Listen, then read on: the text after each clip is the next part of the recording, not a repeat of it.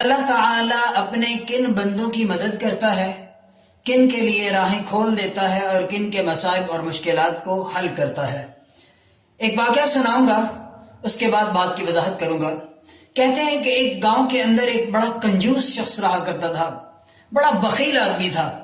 اس نے اپنی بیوی سے کہہ رکھا تھا کہ اگر کوئی مانگنے آ جائے تو اسے گھر میں سے کوئی چیز آپ نے نہیں دینی، اللہ کے راستے میں بالکل بھی خرچ نہیں کرنا۔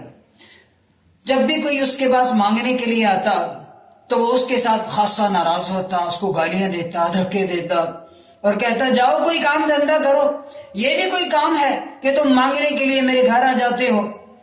تو ایک دفعہ وہ گھر سے نکلا باہر کسی کام کے لیے، تو جیسے ہی گھر سے نکلا نا تو ایک مانگنے والا سامنے سے چلا آ رہا تھا۔